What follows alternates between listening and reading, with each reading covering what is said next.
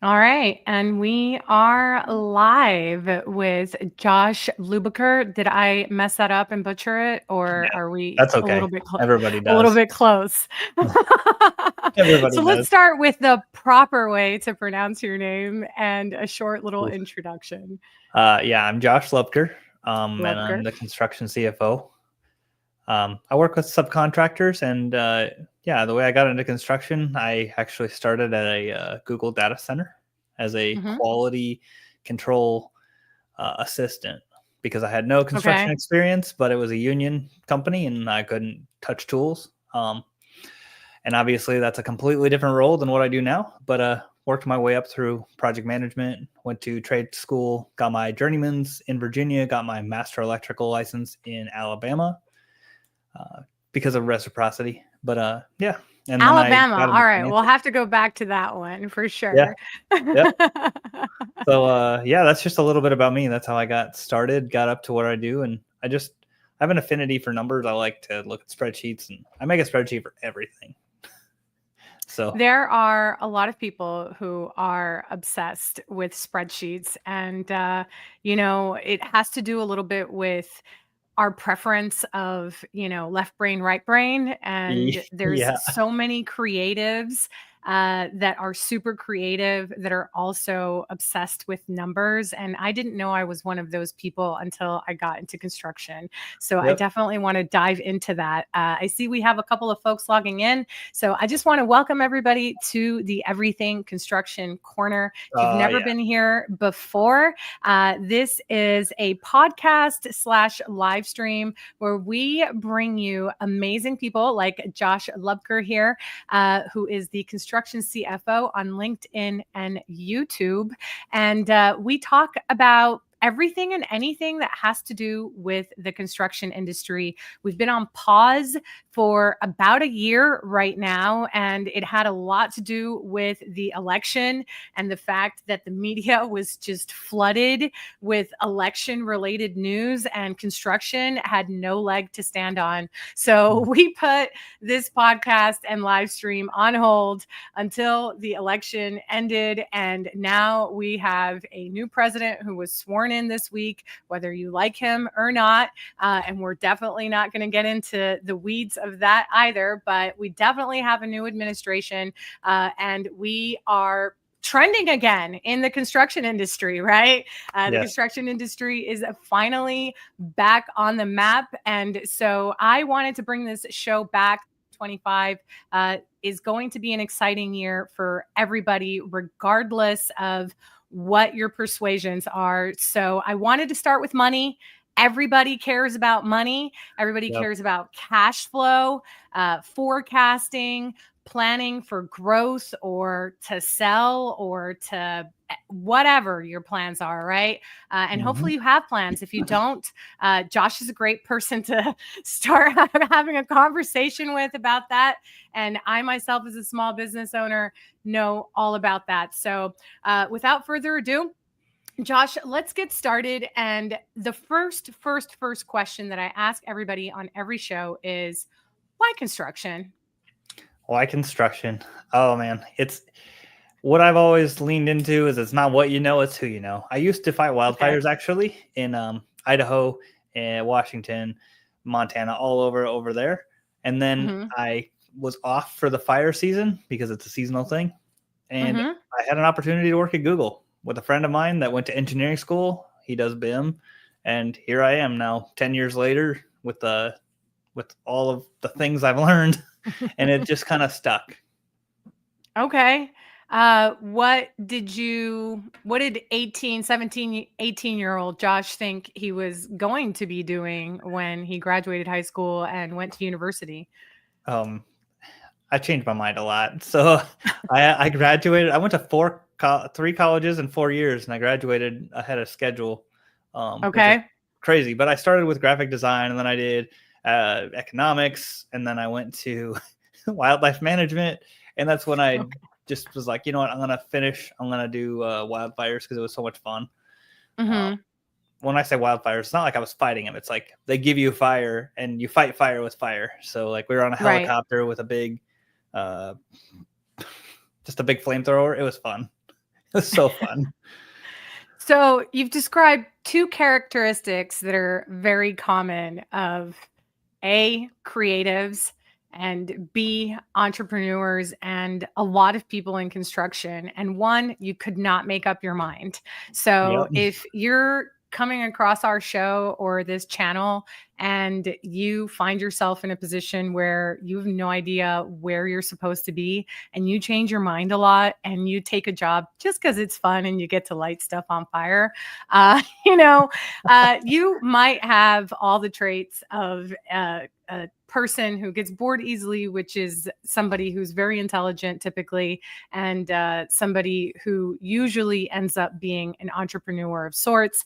And it also describes people who maybe have been fed the same thing down their throat. You get good grades, you go to school, you get a good job, pension, all that stuff. Nothing wrong with that. But some people do not know how to sit still. I am one of those people. Been working from home all week and I'm getting stir crazy. But you might need to be in the field. Like you might need to pick up a hammer and figure that out. There's so many different jobs and trade jobs.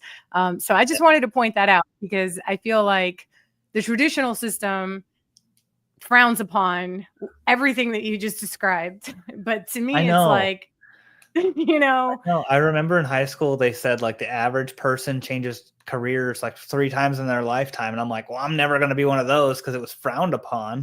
And it's like, right. I don't know what I want to do. So I turned into like a yes man for like 5 years, trying everything. I have my pilot's license. I went scuba diving. I've traveled around the country. I lived in Germany for a month. Like, why not? Figured out what I don't like and I figured out what I do like. Well, so you landed in Google and they got you, right? Yes. You were hooked. So let's talk a little bit about that. Let's talk a little bit about how the construction industry finally got Josh to commit. Yeah. So when I was doing the QA QC stuff, they were like 2 months behind on paperwork. And it's basically because. And for the folks who are not in the industry who are watching this, what is QA QC? Quality analysis and quality control. So basically, they would have paperwork whenever you would do startup on electrical equipment. You'd have to do all these different levels of testing, 1, 2, 3, 4, 5, and then it was commissioned and you could turn it on. They were behind on filling out all of that paperwork, and it was probably because trying to like watch where I step, but because I have an affinity for computers and a different generation does not. So it's going to sound really like conceited and everything if I say it. No, this is common in the construction industry. So bring it up. This is the show where you get to say everything. It's crazy because I went from fighting fire, like a very physically demanding thing and not a thought process when you're like the grunt worker. But within 2 days, I had them completely caught up because they were like, save it here, scan it here, do this, do that. And it's like, dude, you can just do this in one step. It does it all for you. So I got them caught up, and then I thought, well, crap, I worked myself out of a job in 2 days. But that just opened the door to like, hey, you're really good at spreadsheets, or you're really good at this. Why don't we have him do this? Why don't we have him do some system project management stuff, some takeoff, some estimating, some. Sounds like you had a good manager. Yeah. I had a really good manager. Looking back, like I was a little punk, but aren't we all in our 20s? He gave me the time of day and it worked out. Well, shout out to all the good managers and good leaders out there that see something in somebody, because you're right. That could have gone one of two ways. You could have worked yourself out of a job. Your manager could have been jealous and been like, oh no, this guy's making me look bad. Instead, he was like, oh, wow, I found a star and I'm going to put him in a different position where he's going to be much more useful to us and our projects and make us better as a team. And so there's two different types of mentalities out there. So, I'm really happy for you and excited for us as an industry that you had a good manager that, kind of set you on a good path. Yeah, exactly. And it's not that he was the perfect manager. Everybody has their flaws, but that was something that and I'm still friends with him today. So he has no problem with me saying any of this, I'm sure. But he was somebody that I looked up to and taught me a lot. But but definitely we had our own little things that I didn't love. So. And you were also younger in your career. You Oh yeah. probably did not have as much experience outside of dealing with your immediate circle or, friends, family, dealing in a setting like this. Google is a massive conglomerate. I can Mhm. imagine it was a little bit intimidating and overwhelming as well. So, Mhm. I could see that, but I still think, all the jobs that we have prior to wherever it is that we are now always kind of help us and set us up for where we are now, right? Mhm. You Yeah, for know, sure. For sure. Yeah, so let's talk about where you are now because you own your own business. You're also a super dad. And, Try to be. shout out to your wife for relieving you so that we can do this show. I really appreciate her. So thank you, but you have a lot going on right now. So you've moved on Yeah. from that position at Google and you've got your own thing going on. Yeah. So I do want to clarify, like, I didn't just work for Google. It was like I worked Right. for a subcontractor who worked for a general contractor who worked at Google. So Yeah. Okay. four active buildings going up at the same time worth over $1 trillion. Like it was the biggest job site. I think like they make bigger ones now, but for the last Right. decade, it's one of the biggest that I've ever seen. But Yep. yeah, so now I own the business. I was a stay-at-home dad the last 2 years. It just made sense for us financially, and I got a little burnout in the industry, to be honest. Doing project management. Can you imagine? Can you imagine? Here's 12 projects, Josh. Good luck. I got burnt Yeah, no, out. I can't imagine you getting burnt out in the construction industry.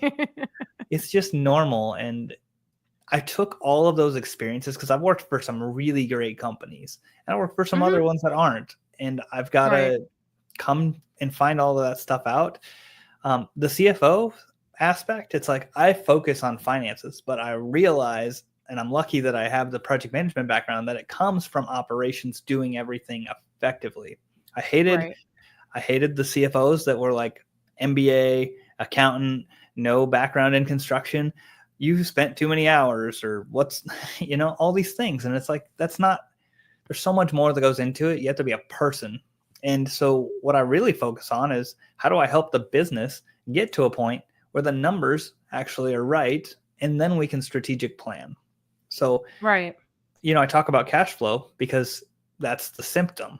But what's the problem is probably the operations and the Mhm. billing and all of the processes that go into that. Whether it's a process or not, that's kind of what it is.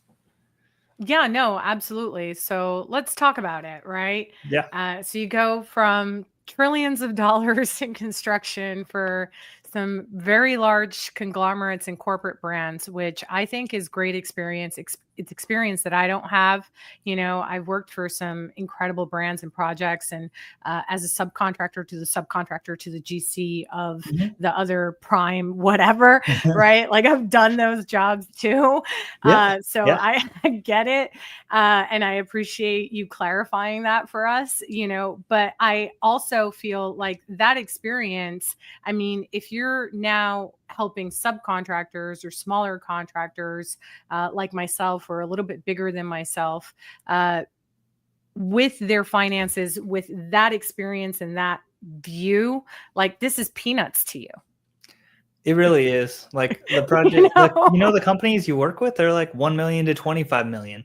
Well, I've managed a Right. project that was 300 millions, and I've bought a purchase order that was 54 million.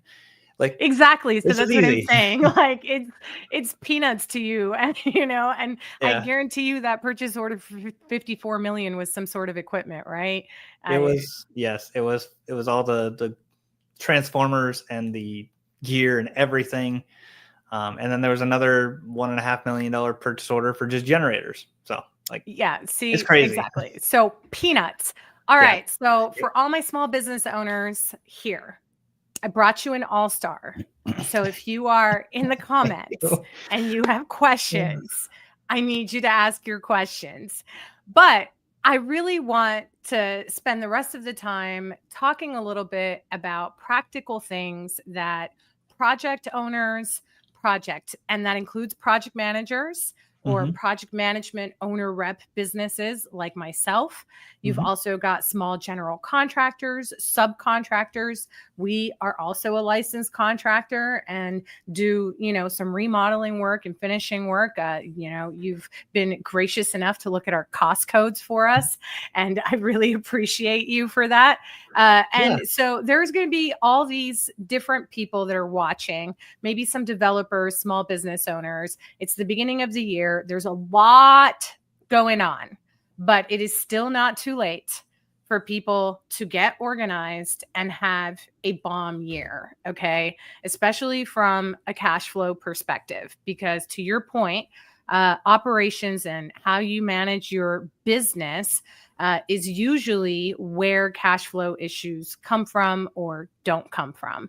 And obviously, using software and data and numbers, which I geek out on Yes. over here at GloJoy. I love data and numbers and year over year comparisons and all of that stuff. Then you really want to do this, and right now is the time. So I want to talk to Josh about this. Josh, what are some practical tips? Okay. And I just gave one: use software.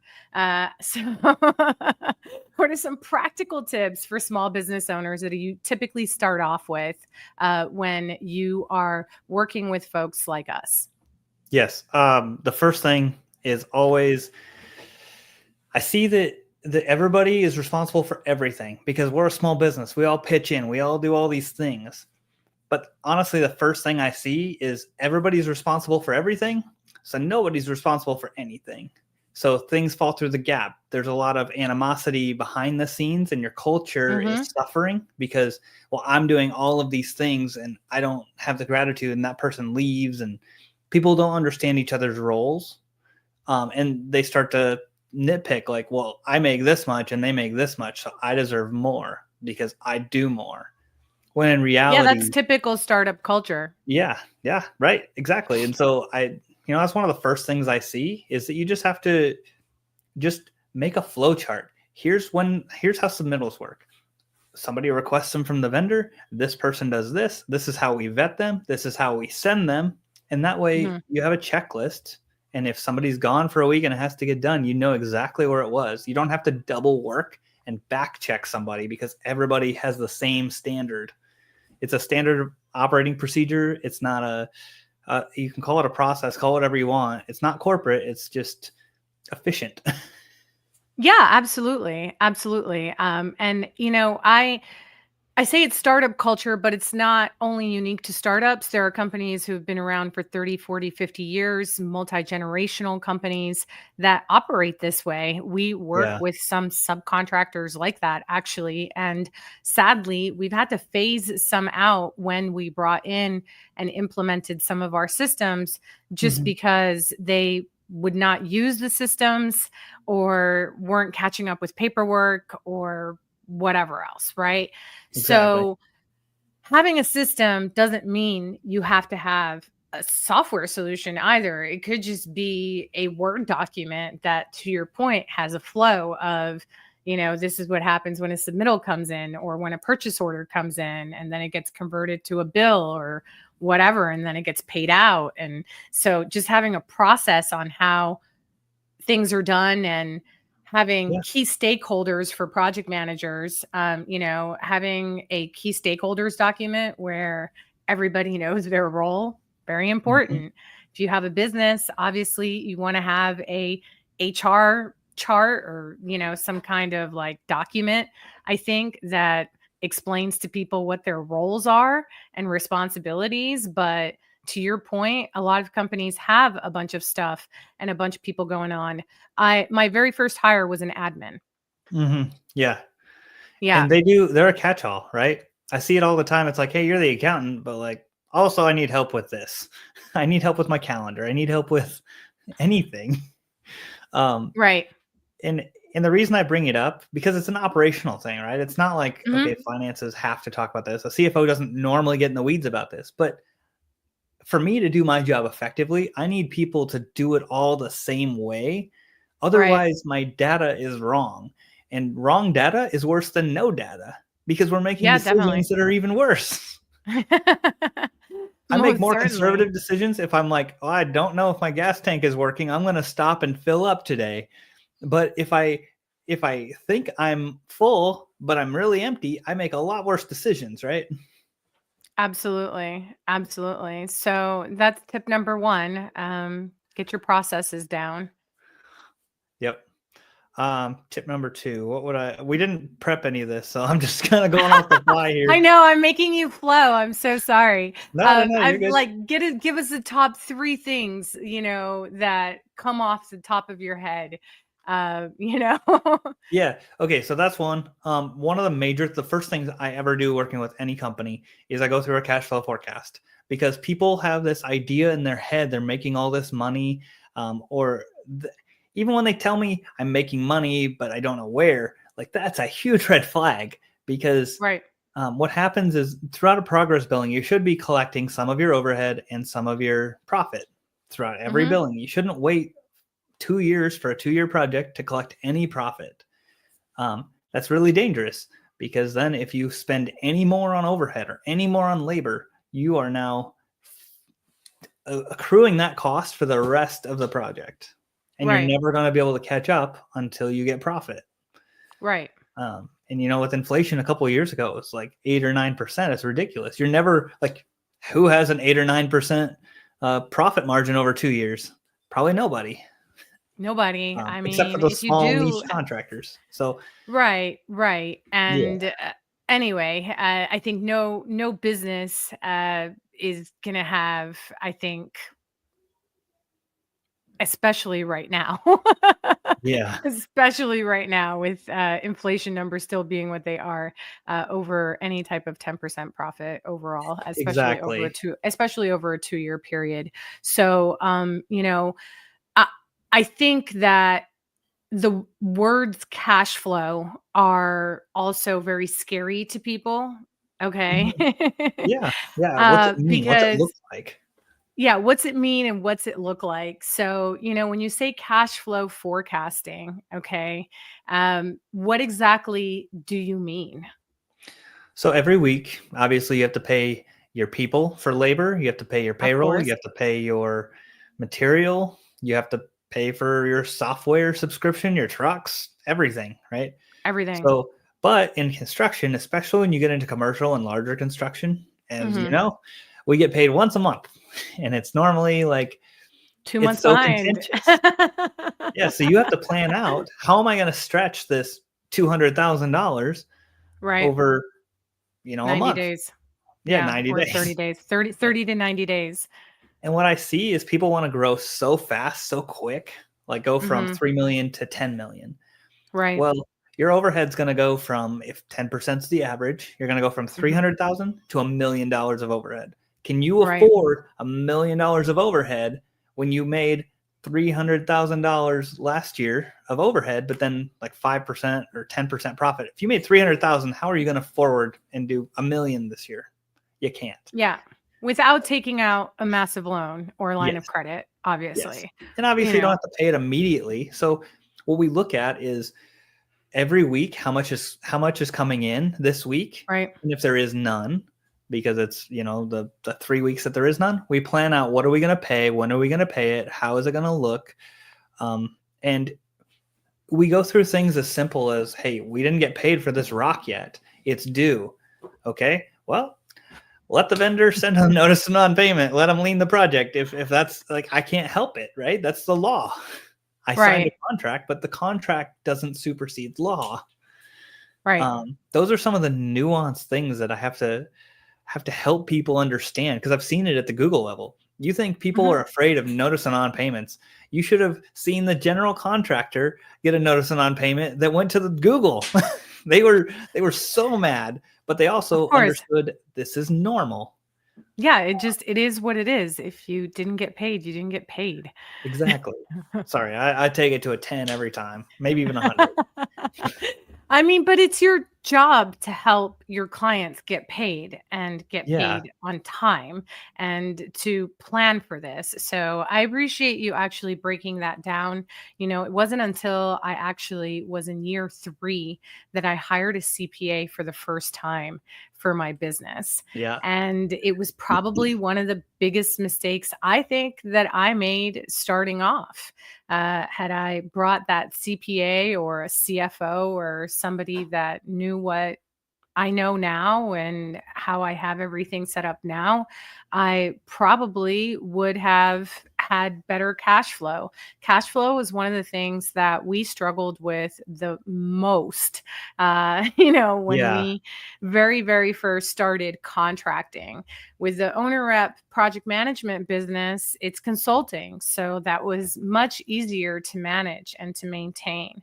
Yeah. But once I got licensed and I set up a completely different business to actually remodel and self-perform and be responsible for the materials and the monthly insurance and whatever labor it was that we had retained Hmm. for the project, whether it was prevailing wage labor or union labor, because some projects require you to hire union labor, et cetera, et cetera. Like, I had to account for all of that, and I had no idea outside of my project management experience. And thank God I had the project management experience, how to deal with the cash flow issue, right? Right. Like the lumberyard wants to get paid, Yeah.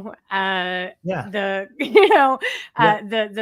the project is 3 weeks behind, so the GC is like 30 days behind on his progress payment, which means I'm behind on my progress payment. And Right. that's also part of when I decided that I did not ever want to be a sub of the sub of the sub again. Yep. Yep. And like you just said, like who people don't want to send delay notices, but the PM's put in a hard spot. They hate their CFO because the CFO's like, "Hey, we have a bill here. Hey, I need to get paid for this. Hey, what's going on with this?" Well, they pushed 3 days. Better than anybody, probably construction is like a micro delay program where every day it pushed another 3 hours, it pushed another day, it pushed another week. Pretty soon it's been Yeah, 6 and months. everybody does this, like, pointing the finger at somebody Yeah, else, like it's this exactly. guy's fault and that gal's fault. And I know all about it. I've got 2 projects right now where they're trying to push 30 days, and I'm like, "Pfft, absolutely not." Right. Oh, it's the worst. And what's horrible for subs is I always tell my clients work on like a manpower flow chart. How Mhm. much manpower are we projecting for each month based on the schedule when we take it on? Because Ooh, if that changes, hey, we dedicated you 10 people for this project and now it's been a month. What was I right. supposed to do with those 10 people? I had no other work for them because I committed to your schedule. That's the hardest thing to have a conversation with a GC about because they think, well, you still have the same amount of time to do the project. Well, did I just lay my guys off for a month and bring them back? No. They came into work. I had no other work for them. I did your project. You didn't plan this. Or maybe it was the owner, maybe it was the architect. I'm sorry. This is probably a really hard conversation, but that's It's something we my see favorite every day. conversation, though. No, it Yeah. is. Like, whose fault is it? And if you are watching and you're an architect, an engineer, an owner, a project manager, quality control person, there's usually not one person to blame, right? The project Right. manager, sadly, usually gets the hit every time.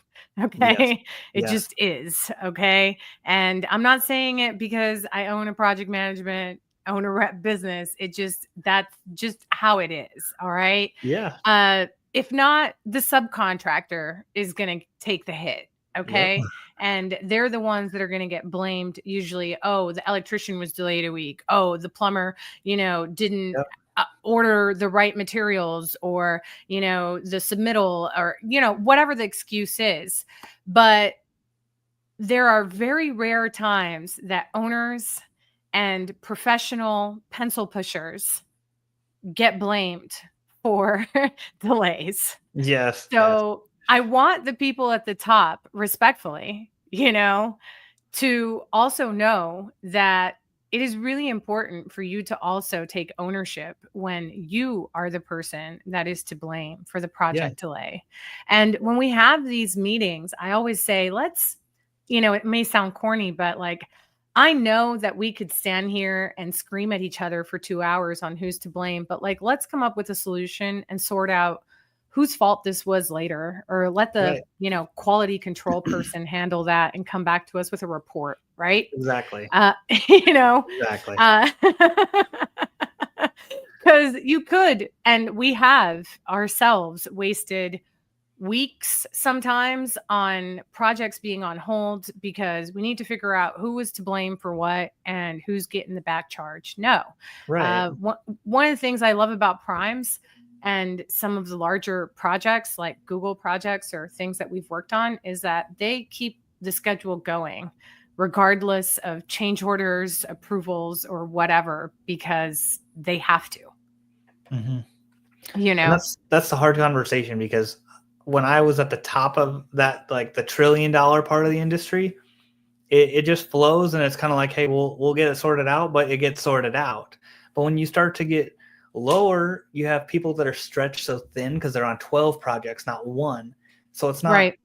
one project manager, and yeah, I have change orders, and I'm talking to you about it every day. It's they didn't answer me for 2 weeks just because they're so Right. busy. And Right. that's why delay notices. That's why you send these things. I mean, it feels like I'm beating a dead horse, but it's normal. You have to do it. It's normal. Yeah, you have to do it. And most smaller companies, myself included, until they bring somebody like you on board, they don't even know these things exist and they're not Yeah. even using them. Okay. I hate to say it, right? I remember when I put my first lien waiver on a property, I, I didn't even know, like, I received lien waivers as a project manager, right? But Right. I didn't even know like where we went to like process said lien waiver. Yeah. We had to like go do research, call the building department, find out if there was like a minimum, and what documentation we needed to have, which is bar none, Right. really. Right. But it's an unpaid invoice past X number of days is really like all the proof that you need. But luckily we had really good contracts. So, I encourage people to watch the episode that I had with Megan Shapiro. It was the last Yeah. episode of last season. And she gives a lot of incredible tips about contracts and, the proper language and just knowing when to ask questions and things of that nature, because going with, having a good organized system, you also want to make sure that you have good contracts. So when you do put these lien waivers and send these late notice payments, you also have great paperwork to back you up. Exactly. So third thing that you would recommend, third and last thing that comes to the top of your head as we plan for 2025.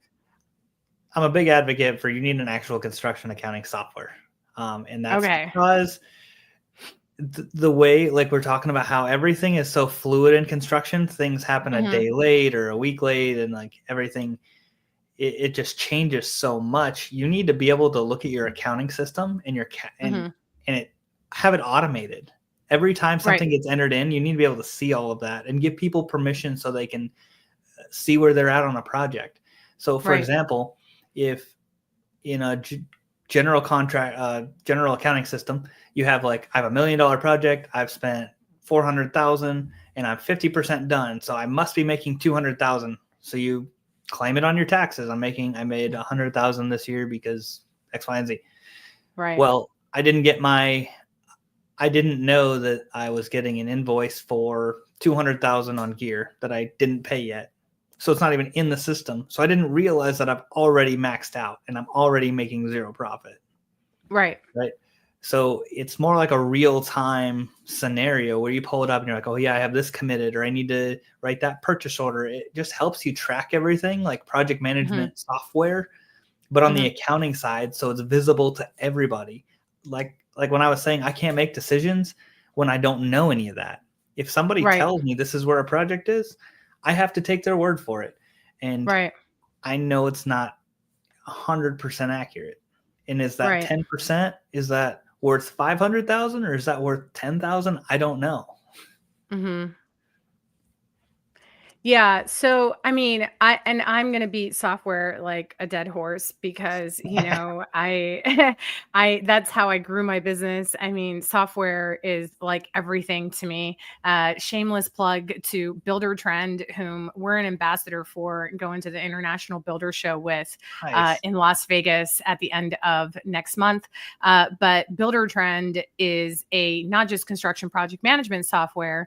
The best part about it is the financials. And that's really why I geek out about the software, because you see everything in real time per project. It integrates with other software solutions, and they have a pretty robust product team. So they take real-time feedback, but that financial portion where we're able to see things on a project basis, and to your point, what has been paid out, what expenses we have spent in real time, and having it automated has really revolutionized how quickly I can pump out estimates because I have data.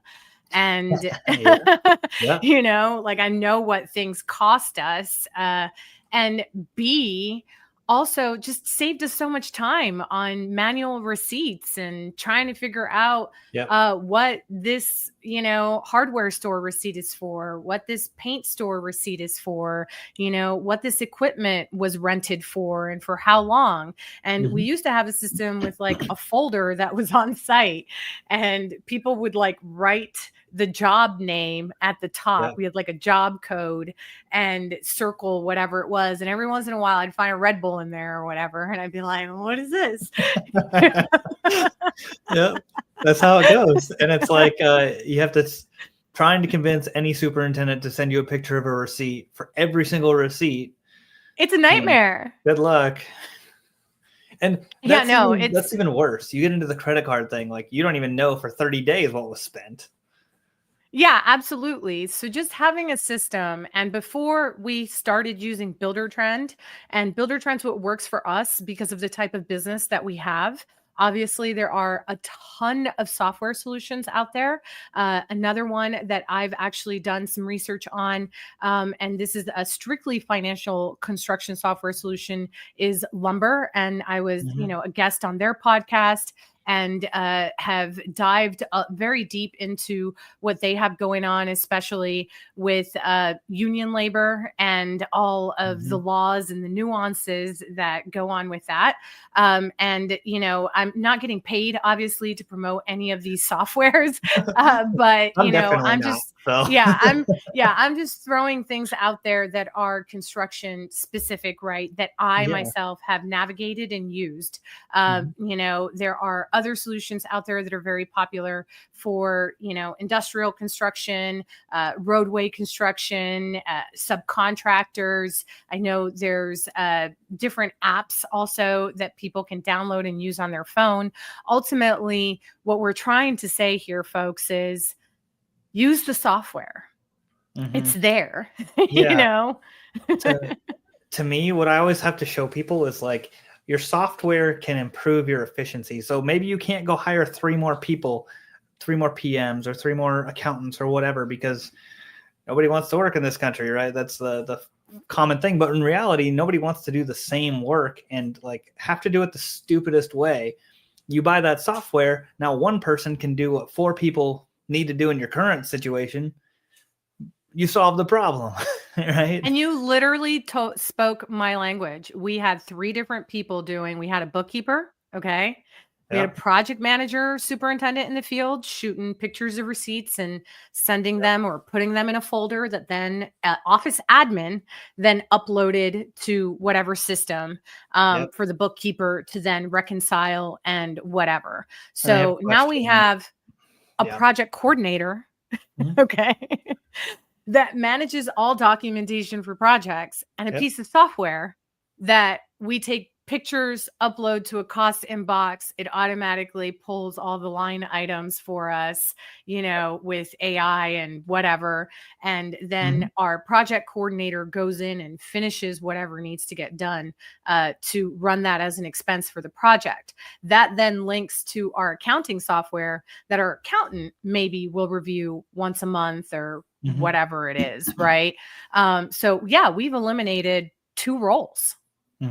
Yeah, or you take those people and you can let them do what they do, and not like a superintendent. They're worth their weight in gold. But if you're like, hey, here's the bureaucracy we have here, we have to fill out this paperwork and good luck, it's going to take you 12 hours a week.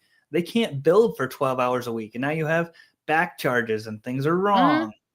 Like, you could take the same personnel and put them somewhere else. And, that's what we ended up doing. One person went on medical leave. So it kind of just all worked out, and then the other 2 just got divvied up. One is working on project coordination and the other one is working on more like an office manager, HR type role, reviewing, time charts and whatever else also goes into this financial portion of things, which I wanted to touch on with you briefly. Time. Subcontractors, I've had this conversation, with my local network as well as, national networks that I'm a part of. We talk about this all the time: daily rates versus hourly rates versus project rates. For like, you talking like change orders? Or you talking like bid rates or? Yeah, bid rates, Bid rates? Because I think, first of all, a lot of people think, okay, and this is me speaking from my experience, right? Like, I bill out $55 an hour, or this person's billing me $55 an hour, so that's what I'm billing out to the client plus my markup. But then there's all this other stuff, right?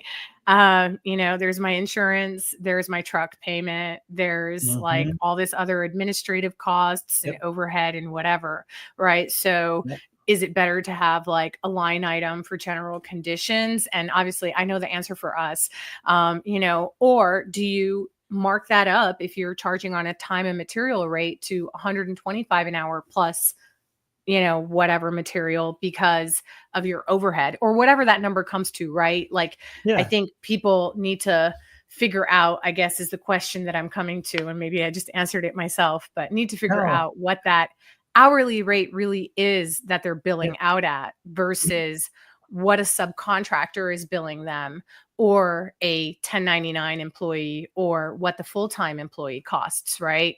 If they're a full-time person. Yeah. So there's a lot of different things you went over there. So like, we'll talk about. I know. I'm a New Yorker. Like, I just kind of smashed it all into one. It's all good. It's the same conversation. It's just you approach it differently every time. So I'm going to speak from like the side of a subcontractor because that's my whole background. But when we would bid things or like do a time and material, we'll start with that because it's simple. Everybody wants you to give them like, here's my superintendent rate, here's my foreman rate, here's whatever. And, you sign off on exactly what everything was. Well, that superintendent never would ever put his time for added safety, added material and procurement, added pickup, added moving the material, getting set up for the stuff, right? It's just like people have it in their mind that we're going to, like, there's a T&M. So, okay, well, it's this many hours, how much time it took them to work on it. What about getting that tool? What about the tool cost of like the burnout in that? It might be like 1/100th for the little bit of labor. What about my payroll person? They have to process that day worth of work. What about my accounting team? They have to still pay the invoice that now is added. My PM still had to do this stuff. And everybody gets in a big fight about, my PM's salary. And so he should just absorb that time. Like, I don't know if it's just so tone deaf to me because I've been that PM and I've been told that by the general contractor. And I'm like, look, do you like to work 80 hours a week? Like, no, I go home at a certain point. I don't care how much work you have. So like, I expect if I'm going to do above and beyond that, I get a little overtime for that, or I get a bonus, or I get something. But you can't just say like, well, I own you.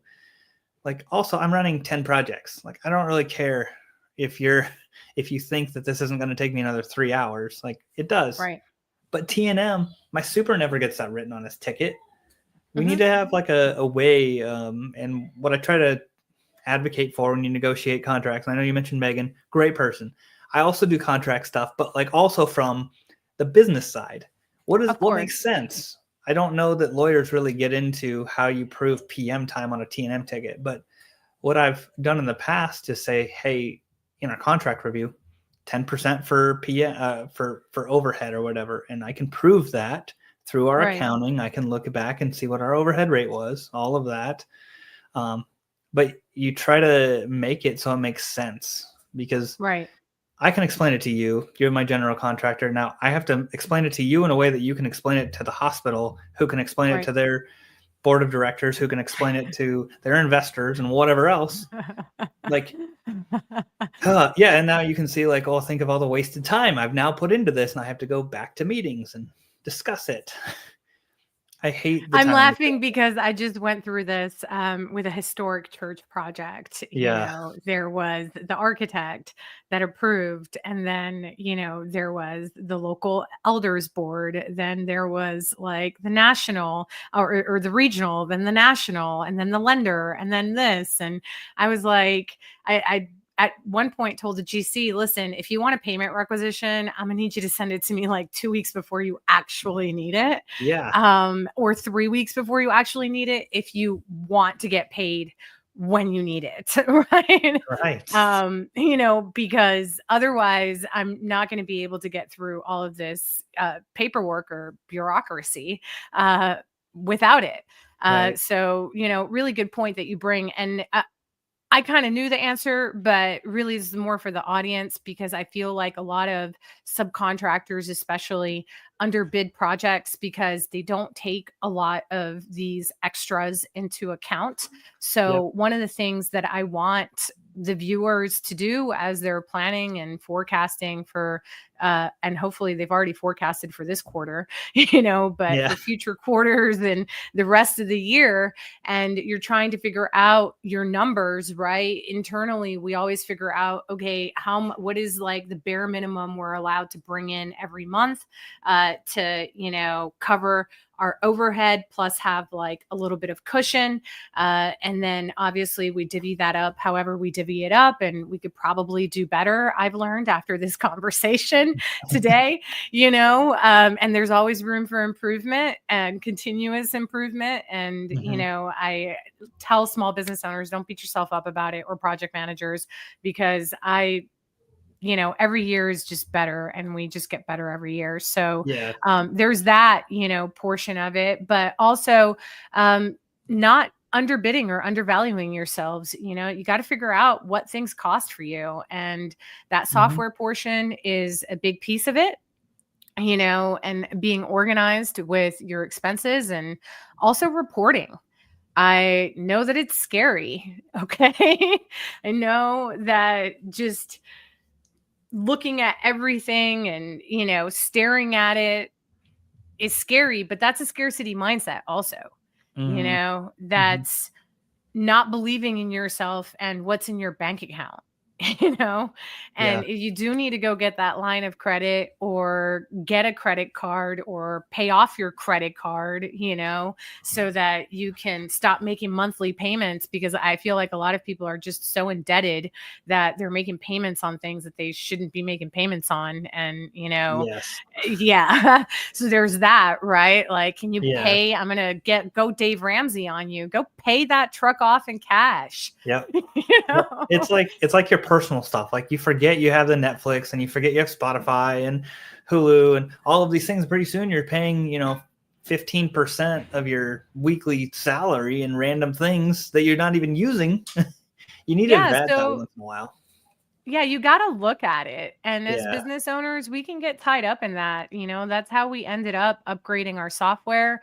We had an app for $15 here, another app for $79 a month here, another, you know, software online for this and that. You know, next thing I know, I'm spending like $400 or $500 on subscriptions a month.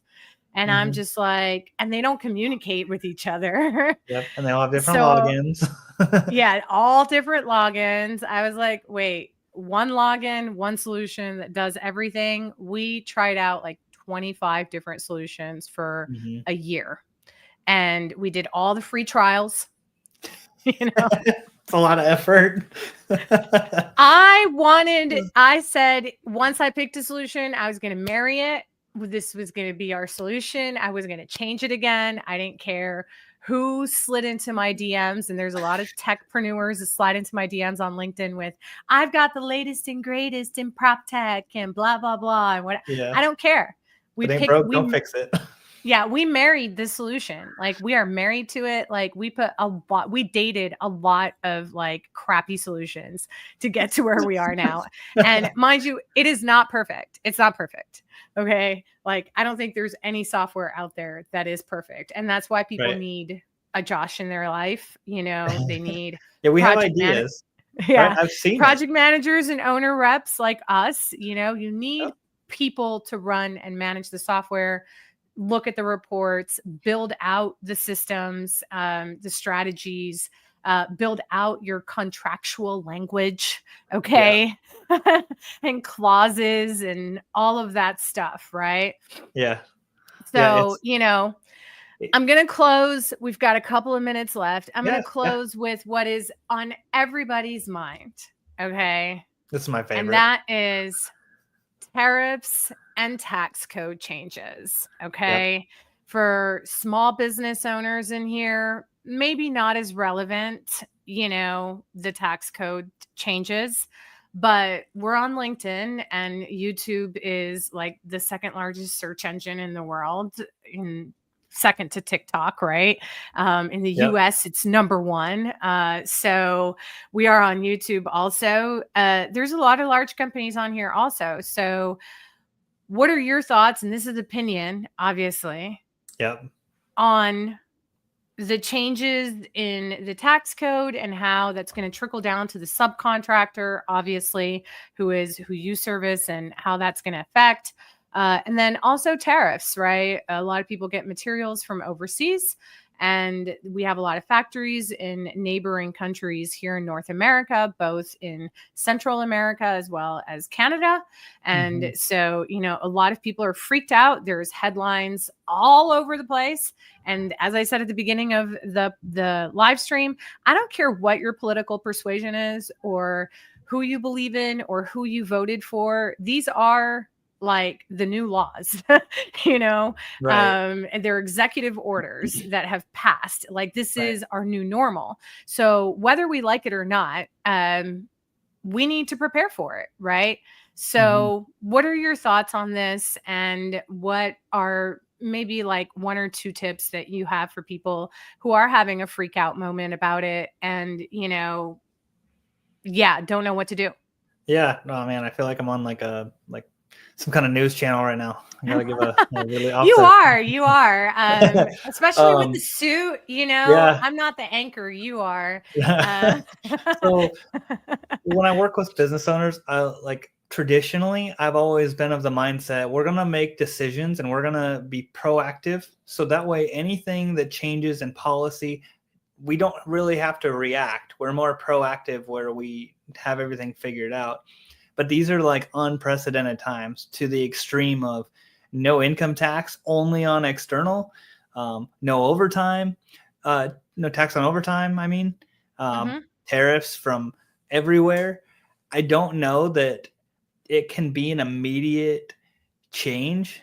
Like, it's not like an executive order can just go out and change the entire tax code in March. And now there's no business tax, or like there's 15% business tax and no income tax for next year. It's going to be like a soft rollout over a year or two, so you can plan and see the implications. And you prefaced me a little bit by saying we're going to ask about some of the policy stuff, but but not specifically which one. So I watched a lot of things, but what I found is there's so much that's been happening. Nobody actually has any really good projections. So I'm going to give you my Josh answer, knowing what I know about numbers and things.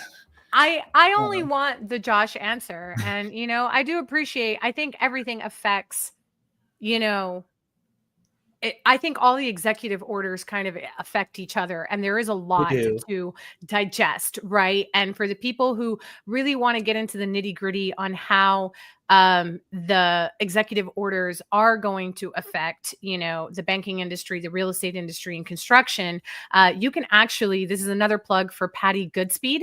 You can follow Patty Ooh. Goodspeed. You can sign up for her newsletter. And Patty is a queen. I was actually on her monthly webinar where she does a behind the news, like, the truth behind the headlines. Mhm. And she kind of breaks things down from a financial banker mortgage person's perspective. And she's out of California. So I encourage people, if you really want to get into like a nitty gritty, go follow Patty. But yeah, I only want what your The Josh Josh answer.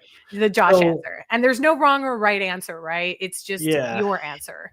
if I think about how it's going to affect, it's like we'll start with the owners. I feel like the cost of projects are going to stay about the same, personally, Okay.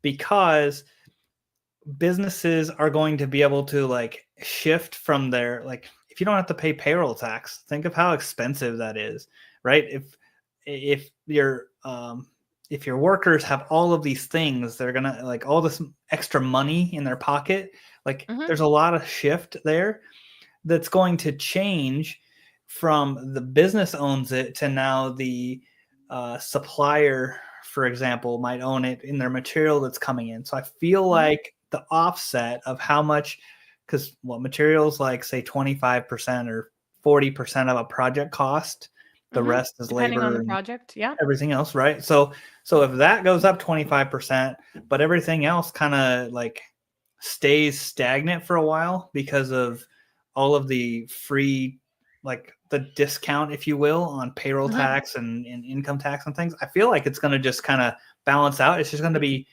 Yeah. figuring it out over time. So Yeah. what I'd say is like ask me in 6 months, I'll probably give you a better answer. But my gut reaction, my feeling, just looking at that and what I've seen in trends that has no backing, just what I know, that's where I'd lean. What do you Yeah. think? I want to know if you're going to throw this at me. I'm going to throw it back at you. What's your thoughts? That's totally fair. That's totally fair. I personally feel, and I mentioned this actually on Patty's comment section on Instagram yesterday before her webinar. I feel the same way as you do. I don't think we're going to see any immediate impact in Q1 or even in Q2 of 2025 Mm-hmm. of these changes. I think that, it's going to be a slow rollout. And, with everything in the government, there's like a bunch of red tape and checks and Yeah. balances. And Yeah. just because a contract was signed, very much like construction, doesn't mean that construction starts tomorrow, right? There's like all this pre-con planning phase, permitting phase, Mm-hmm. everything. So if we take a construction analogy about it, I really don't think that this is going to have a strong effect on us for the first half of the year. For the second half Yeah. of the year, I think once, some of the tariffs go into effect, and obviously as we forecast for 2026 and taxes and, everything else for this year, Mm-hmm. then we'll really see a better proposition of what the outcome might be, Yeah. and I feel very similar to you in that the way that this was designed is that one would offset the other. So, we have a little bit more of an equilibrium or balance. Yeah. There is a hope to reduce the cost of construction, and especially new home construction, I believe by 15-25% I saw. And so I think that number is really aggressive, particularly, Really aggressive. yeah, really aggressive, considering my insider knowledge of how the suppliers work and how the Right. distribution works and logistics. And so, again, I don't think that prices are going to drop tomorrow, but very much like we've seen some things at the grocery store already change in pricing. I think that we'll see some immediate effects of the change. And then obviously we can revisit this conversation, maybe have a group conversation with some of our friends Oh yeah. in 6 months or so, and talk about, what these changes look like and how we can really forecast for 2026. But Yeah. I would tell people to just plan as they have, and hopefully they planned in 2024 for 2025, and they put a lot of cushion in there for risk, because there's always risk in a change of hands, administration, management, and as a project manager, I'm always going to throw out the project management analogies, and Yeah. you want to plan for risk, right, and unforeseens in a construction project. So Contingency. yeah, just give yourself Yep. some contingency in there for the Yep. next couple of months. And, I have done that, and I've planned accordingly. I think 2025 is going to be very, very interesting for many people. And, they're calling it a golden age and golden era. And I pray it is, right? The America golden could use, turd, the yeah, golden goose. You don't yeah. know. Yeah, you don't know what the gold is, right? Yeah. No. We're The way gonna it hope for the sounds. best here. Yeah. Sorry. The way it sounds is they're structuring it in a way that more things are going to be built here because it's going to be the same price. So at the end of the day, what it sounds like to me is maybe instead of more China fixtures, you get more American-made fixtures for electrical, for example. Same cost now because of all of that, but yeah. Yeah. So we've got 2 questions from Yes. the audience that I wanted to bring up, and I know we're a little bit over time. So do you Oh, that's have okay. like 5-10 minutes to go over these questions real quick? I do, and I'm making my screen fit where I can read it. But Okay, yes, we so can talk about it. I'm actually going to show the question. Yep. And so this comes from, again, Donella. Donala.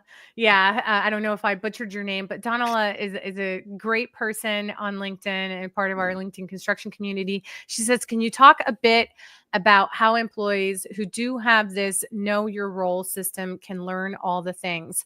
Those employees that are entrepreneurial in nature, the ones who really want to do it all and learn it all, how to handle that. And I think this goes back to earlier in the conversation when you were talking about how most smaller companies, whether it's a startup or one that's been around for generations, have that one admin that does everything. Yep. And then you have a project manager and superintendent that's got like 6 or 7 hats, literally. And then the owner is out there doing business development, but also on the tools and expected to do accounting and whatever else. So, yeah, I think that goes back to this question. Yeah, I really think it's like the easiest way to identify a star in your company personally. Like they are a person that can pick up and do anything. They're a person that I would identify as a future VP in your company because they care that much to learn everything. At the same time, if you don't treat them well, they're just going to go start their own thing, right? Yeah.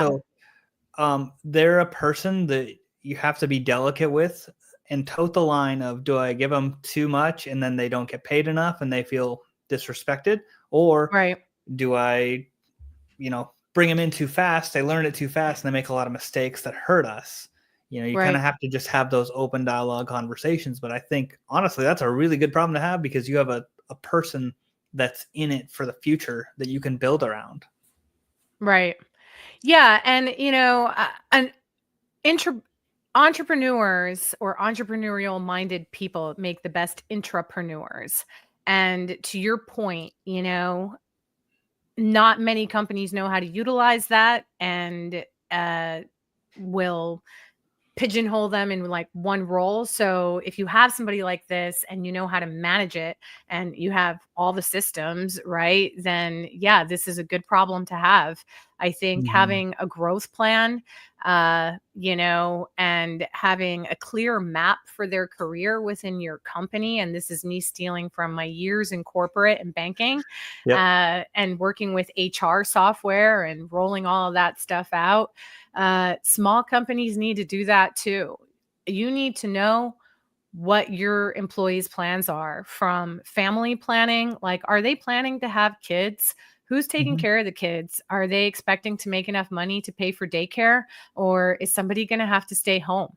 Right? Or are they going to co-parent and one parent, drops off kids, other parent picks up kids? Are they planning to buy a house? Are they happy where you're located? Right? Do they want to relocate? Because if you have an entrepreneurial person and you have plans of expansion, then hey, boom, there you go. It's a That's good a fit. perfect executive to help you open up that second location. But if you don't know, then how are you going to know?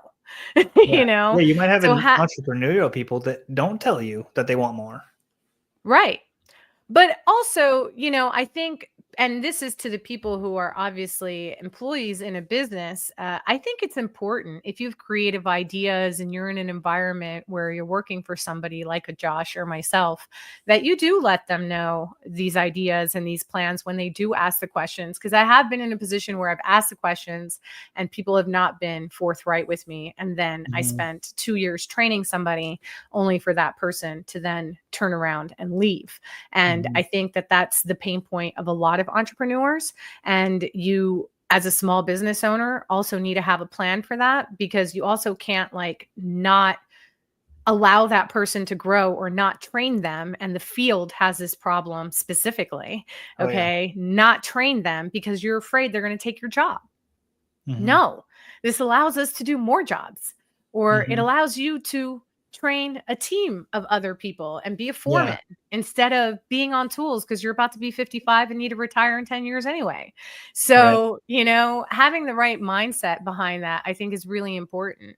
The second question that we got, and it's a follow up question to a question that we already answered. And it says, in a short, straight way, what is the future of the Trump administration? We kind of touched on that a little bit already, right? Yep. We're going to talk about that in 6 months, but we gave our predictions. And what will be the impact of Los Angeles fire on Yep. houses? Surely they need to rebuild. And I think that this is really important, because, yeah, we already have a housing shortage and a labor shortage and a Mhm. builder shortage in America, right? Yep. So now we've got a space twice the size of Manhattan that needs to be rebuilt and then some. Like, what are we Yeah. going to do? Yeah, and I was just talking to a client before I came on here in San Francisco, Mm-hmm. and he's like, I want to get into the government space, do street lighting and different things.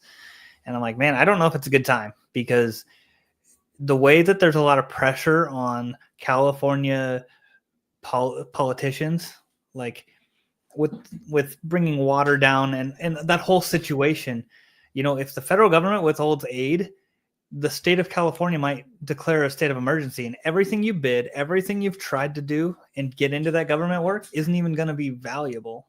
And I was trying to Yep. just tell him, don't put all your eggs in one basket. Don't try to make the shift now. I'd wait 6 months or a year and see how it goes. Cause it sucks, but that's just kind of what state of the world is right now. Yeah. And, I live on not just LinkedIn, but I spend a lot of time on Instagram. Okay.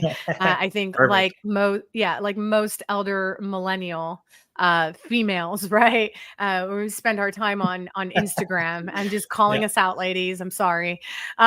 You know, and thanks to Chloe for the styling tips, but, I'm but, not on Instagram. Sorry. yeah. So, but I have also seen on Instagram, on YouTube, and other platforms, the builders that I do follow that did build houses in that Lahaina area. I'm sorry, the Palisades area. Lahaina's Hawaii, and that's a whole nother story too.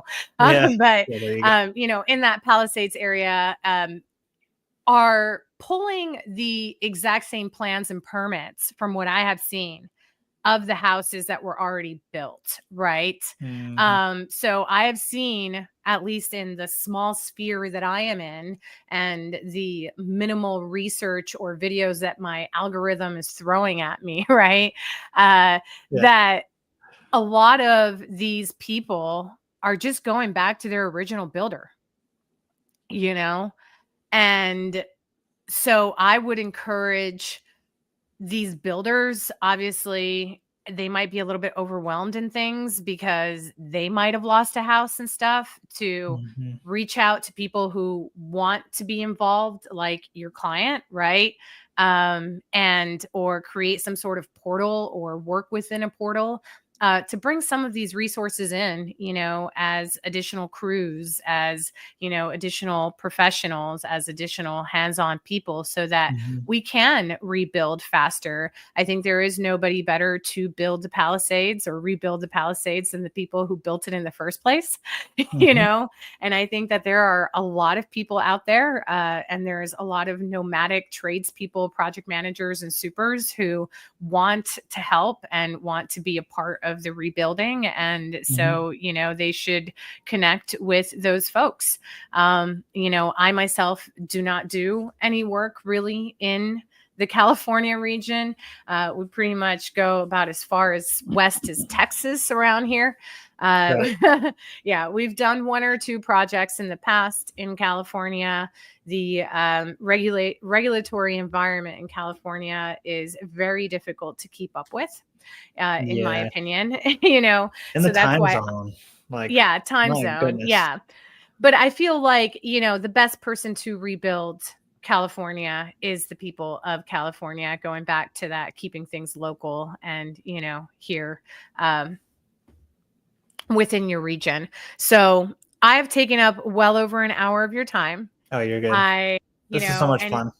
plus all the research that you did. So hopefully, our audience got some value out of it. I'd love for folks to ensure you like, follow, and subscribe to GloJoy's Everything Construction Corner. We also have a newsletter that goes out once a month with industry news. So we kind of go a little bit more into a nitty gritty blurb of what is going on in the industry news. And obviously, we link the articles so people who don't have time to comb through the news, or comb through Patty's newsletters or wherever else they get their news, Joe Rogan's 4-hour podcasts, Right. you don't have time for that. Well, we've done the research for you. So, you Yeah. can sign up for that newsletter. Lastly, I want you to follow, obviously, the Construction CFO on all platforms. Josh, where can people find you? I'm on YouTube. I'm on TikTok. I'm on LinkedIn. I'm Oh, you're my on TikTok. phone. I'm not on TikTok. You're way hipper than I am. It's just a different demographic. I'll tell you that. I get grilled on TikTok by the blue collar people who think I'm just an office monkey, is what I got called the other day. And I'm like, I'm a master electrician. Like, I've done what you do. Come on. Like, I'm not an idiot. I know that you overspend on everything when you go to Home Depot. But anyway, and all that to say, like, also thank you for having me. And I cannot advocate enough for your newsletter and everything. I personally get it and I watch it. So. Well, I really appreciate the support. I appreciate the support of all of the people who have tuned in live. Our comment section has actually been pretty active. And I, while talking to you and also looking at the comment section, want to make sure that, I stay focused. So I haven't been responding to the comments. So folks, I'll respond to the comment section as soon as I get off here. And, I think that we will definitely plan something to have Josh back and a couple of friends in the next 6 months, maybe a mid-year catch up on State of the industry. Yeah, state of the industry, what is going on. We're going to turn on our news anchor hats again. I'll dress up better. Yeah, I'll put on a blazer and go sit in my conference room in Manhattan for that. So I'll put a green screen and I'll put some weather behind me. Perfect. Well, thank you, everybody. Thank you, Josh. I really appreciate you. Make sure that you, again, follow Josh on all of the platforms and tune in next week. We have Josh Nieves, and Josh is also an electrician, actually. He's a union electrician and comes from the field working as a union electrician, started off as a laborer, worked his way up, also a business owner, hailing from Tampa, Florida. So folks, you can actually sign up already, link in the comments for Josh Nieves' live stream next week, and also on YouTube, all ready to go. You can set it up. Once you subscribe, it'll let you know when we are live. And I'm really excited and stoked about that conversation. Thanks for kicking off season 2 with me, Josh. You have been an incredible guest. Everybody, have a good weekend. Thank you so much. Take care, everybody.